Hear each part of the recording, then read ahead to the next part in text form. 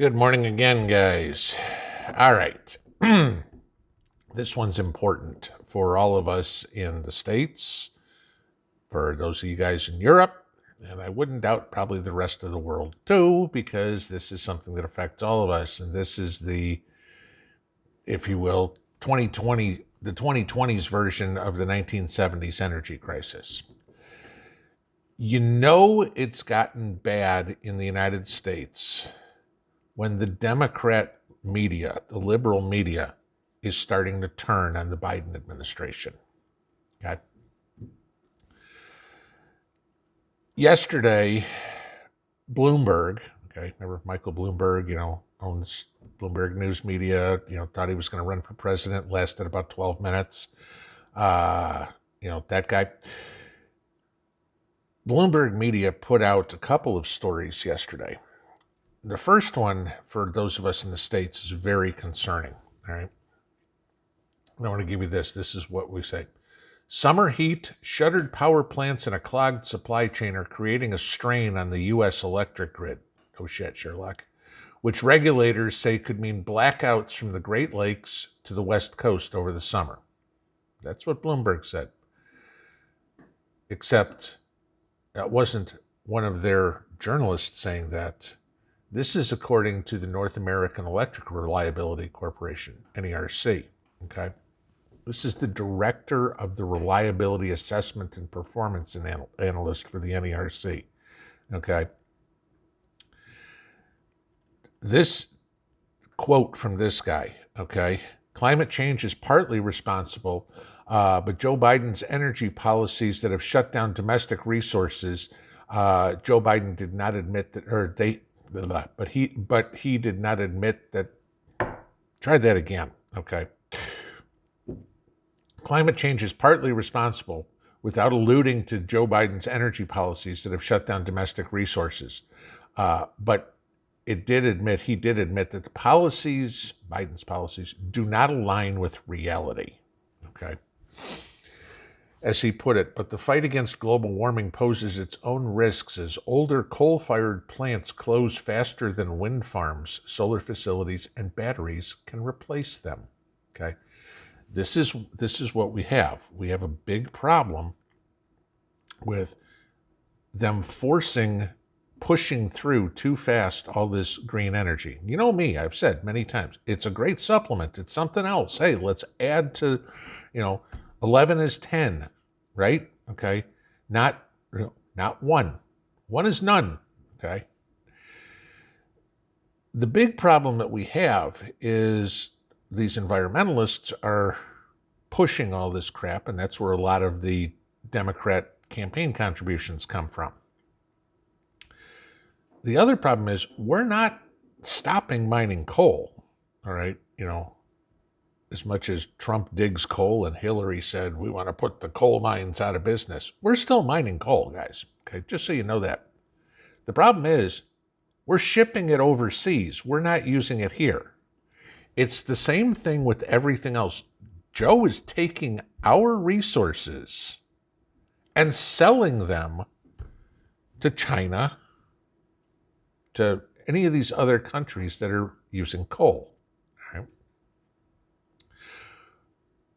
We talk about putting nuclear plants back up, okay? The problem is it takes 30 years to build a nuclear facility, guys. It's not like they can slap one up in 18 months and we're off and running, going here, okay?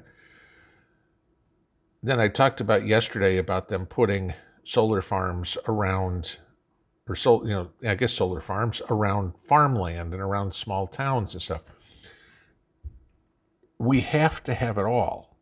And if the NERC is saying, we don't have the capacity by solar and wind, and we don't have the coal and the coal plants, that we may be in a blackout situation, okay? I'm going to read to you here what Bloomberg's report says.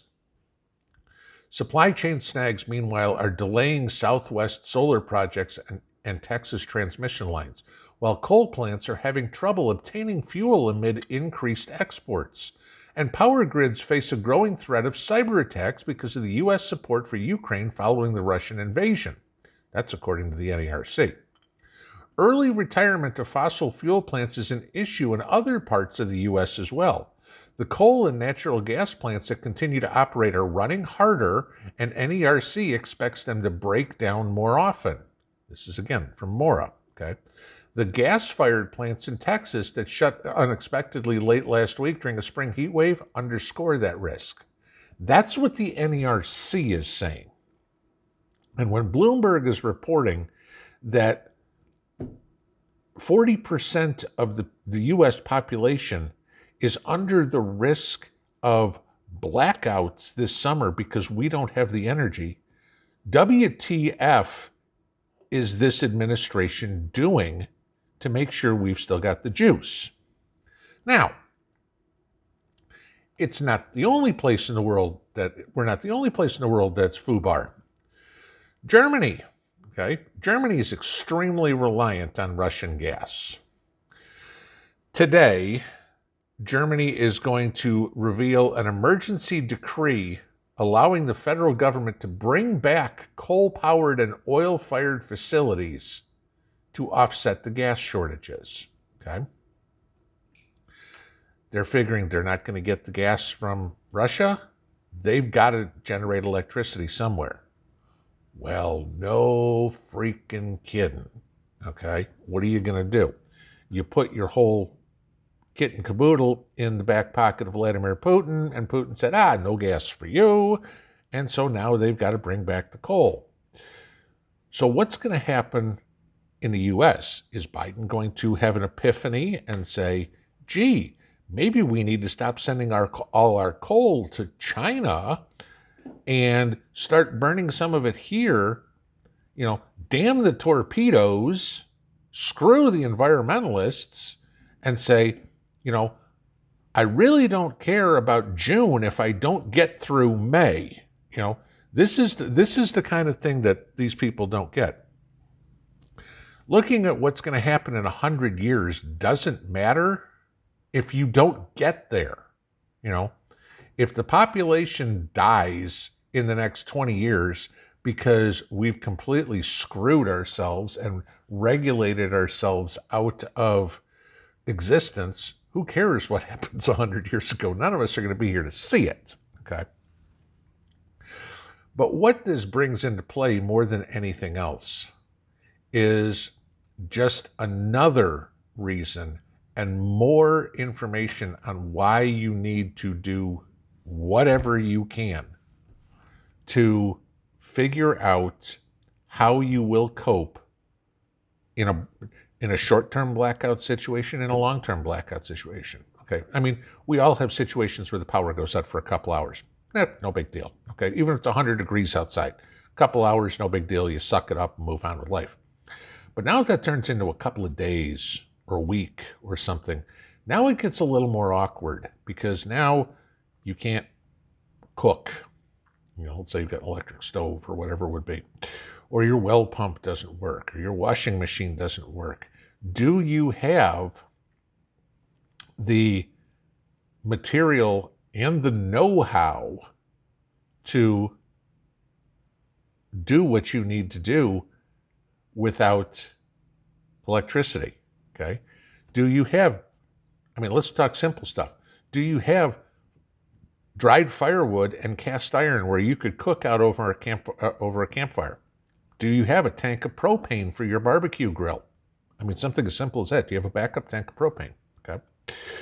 Do you know how to make a washing machine out of a couple of buckets and a plunger to wash your clothes? You don't want those, don't feel like putting on underwear with skid marks on it.